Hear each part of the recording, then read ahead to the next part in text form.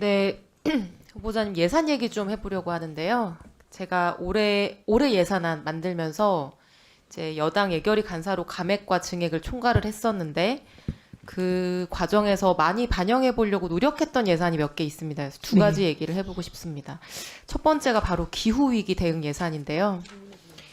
지금까지는 이제 삭감 재원 필요하면은 거의 1순위로 삭감되는 게 뭐 전기차 예산, 태양광 예산 이런 이제 기후 에너지 예산인 거고. 근데 이제 사실 이번에는 제가 또 이제 그 분야에서 활동해 왔고 이제 관심 예산이어서 고집을 좀 많이 부렸습니다. 그래서 올해는 기후 에너지 예산 감액이 거의 없었고 또 국회 단계에서도 여당 증액으로만 한 1,400억 원 정도를 증액을 시켰었거든요. 근데 아마 이제 제가 빠지면 다시 제자리로 돌아갈 가능성이 좀 높습니다. 근데 제가 예산을 해보면서 절감을 한 게 기획예산처 직원분들이 유독 이 기후 예산에 대해서는 굉장히 인색하고 우선순위를 많이 낮게 생각한다는 인상을 계속 받았습니다.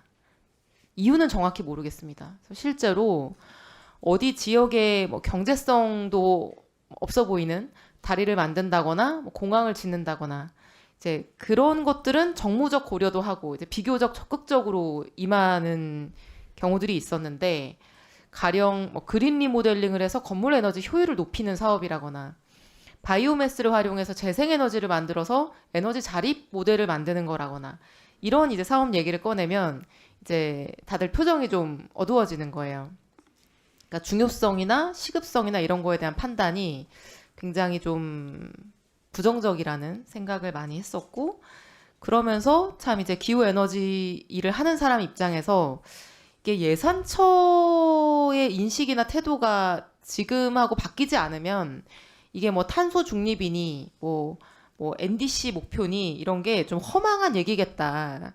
그래서 이걸 좀 어떻게 바꿀까 그런 생각을 많이 하게 됐었고요.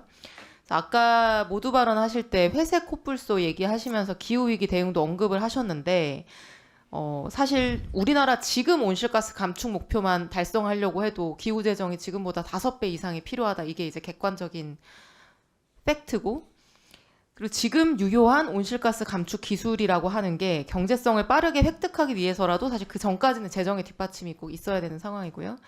그래서 이 기후위기 대응 아까 말씀하신 그 문제 해결에 있어서 재정이 어떤 식으로 역할을 해야 된다고 생각하는지 또 예산처의 좀 인식을 더 적극적으로 개선할 수 있는 방안이 뭐라고 생각하시는지 일단 좀 간단히 말씀해 주시고 두 번째 예산 물어보겠습니다. 네, 일단 기후위기 대응에 대해서는 지금 5가지 성장 잠재력을 훼손하는 요인 중에 두 번째 요인으로 꼽고 있습니다. 그래서 예산처의 인식이 과거와 다르다라는 말씀을 좀 드리고요.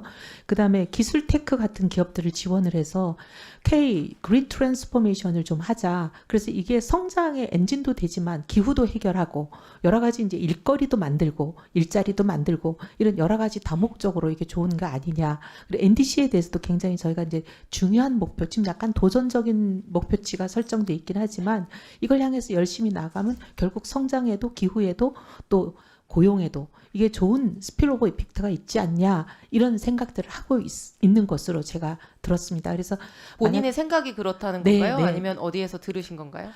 기획예산 저도 그렇고 저도 그렇습니다. 제가 그래서 그 5가지 요인 중에 기후위기를 자꾸 두 번째로 언급하는 이유가 우선순위가 인구위기 다음은 저는 기후위기라고 보기 네. 때문입니다. 네. 그리고 두 번째가 자율주행 예산인데요. 네.